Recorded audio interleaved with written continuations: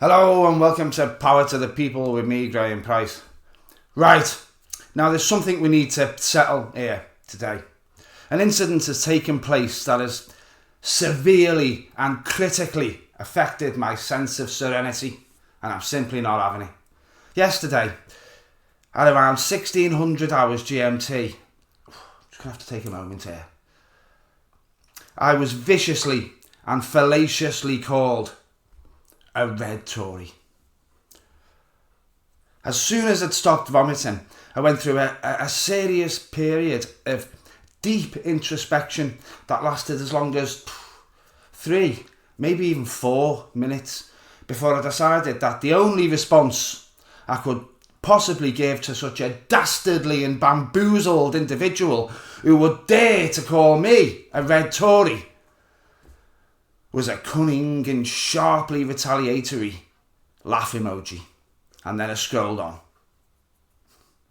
No, but seriously, I could see where it come from, and I have been getting a few people saying, when are you going to criticise Labour, or why do you think the sun shines out of Keir Starmer's arse? Well, the answer to the first one is here today, and the answer to the second one is I don't. That's weird. Why are you thinking about Keir Starmer's arse? It's a you problem, that, mate. I was actually talking about the winter fuel allowance thing when it happened, so I'm going to give you my opinion on that right after this. I was just looking at my channel analytics and I noticed that 53% of people who watch my videos weren't subscribed. The pain. Come on, just have a quick check that you've subbed, liked and rang the bell. Make a skinny old scouser a little bit happier today. Now, if you're the type of dumbass that still thinks things like the Daily Mail and the Express are a reliable, impartial source of information, you could be forgiven for thinking that Keir Starmer is on a personal mission to starve your nan and freeze your granddad. The state of front pages like these is one of the main reasons why we desperately need media reform in this country. This is blatant disinformation. The people writing these headlines aren't just wrong, they know they're wrong. They're trying to deliberately mislead people.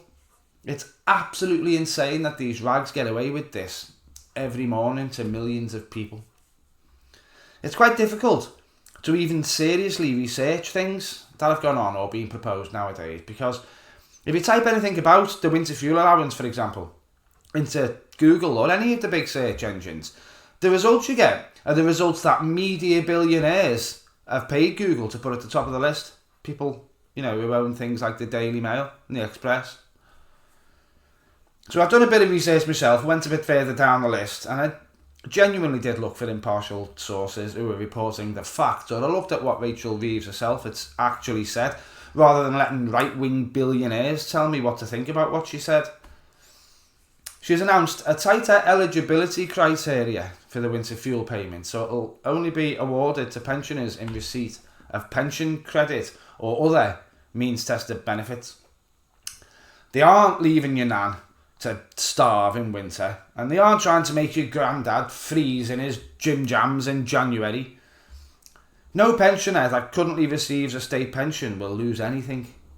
Let's just remember that the people who will lose the winter fuel allowance are the people who reached pension age and were financially secure enough to not need to claim a state pension, or were wealthy enough to think that they just don't need an extra 200 quid a week. Could you imagine just giving up 200 quid a week? I can't. The point of it isn't to freeze your nan. It's to stop Dr. Jones, who retired at 58, lives in £1 million paid for mansion and has a £75,000 a year pension that he totally deserves, by the way. But it's to stop people like that getting £200 that they just don't need. That being said, in my opinion, it's not a great idea, and it's not a very encouraging start for a new government, is it? Apparently there are 188,000 people that qualify for a state pension but don't claim it. Rachel Reeves has said she's going to launch a campaign to engage with these people and make them aware of what they're eligible to claim. The thing is, those kind of schemes haven't been particularly effective before. It's sad to think there might be a large amount of elderly people who are missing out, but it's worse if they're missing out and they're still struggling in the meantime, isn't it? sad that. It's also believed that there are 1 million pensioners who are in this strange bracket where they'd stop receiving the fuel allowance, but they aren't particularly better off than some people around them who would. It makes it seem very, very unfair, doesn't it? And the answer to that would seem to be a sliding scale of some sort, but there's always going to be a drop-off point, isn't there? The whole reason the fuel allowance is universal is because it was developed really quickly by the last Labour government and as something that could be implemented quickly and would have a low cost. If we try to introduce a sliding scale into it now, it will add loads of costs that'll make the whole thing even less impactful on the hole that the Tories have left. Considering it's only been proposed that it'll save 1.5 billion anyway, from what I can gather. It seems like the drop-off points will be staying though. I don't like it very much.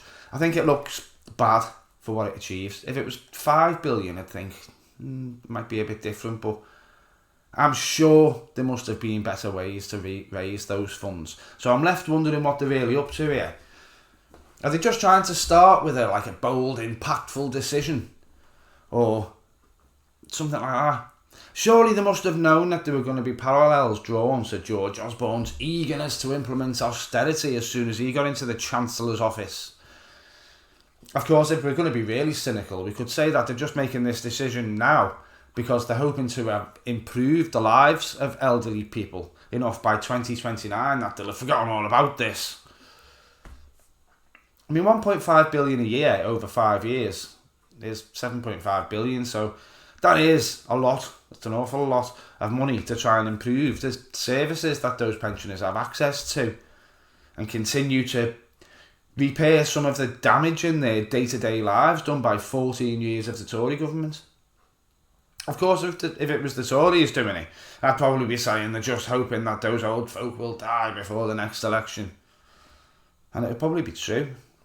I've waited a long time for a Labour government, and I don't think they're the same as the Tories yet. The winter fuel allowance doesn't really compare to how bad the Tories were, does it?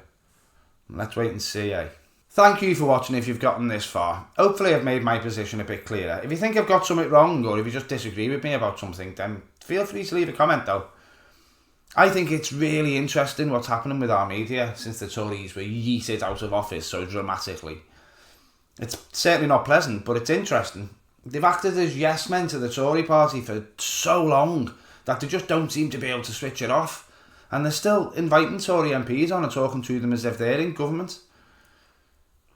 The way they report a lot of information, it's almost as if they're trying to subtly suggest that the whole country has just made a silly mistake and one day we'll wake up and say goodbye to this woke leftist nonsense and we'll re-elect the most incompetent, corrupt, right-wing government we ever knew. This time with a bit of added Farage under the stalwart leadership of Kemi fucking Badenoch. It's almost as if they don't live in a country that just elected over 500 centrist to left-wing MPs and gave the far-right Tories the biggest kicking in their whole history, isn't it? Anyway, if you want to help the channel, the best thing you can do is make sure that you're subscribed and hit the like button before you go. If you do want to go a bit further, then there's the membership button below and links to Patreon, or you can just buy me a coffee in the descriptions box, which is always very, very much appreciated. Anyway, that's not all I have to say, but it's as much of what I've got to say as I'm going to say today. Ta-ra.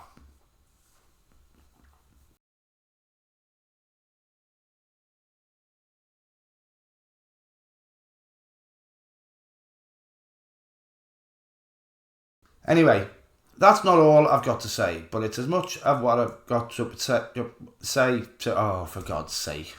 Right near the end. Annie, your dad's a massive muppet. Cotton wool for brains, mate.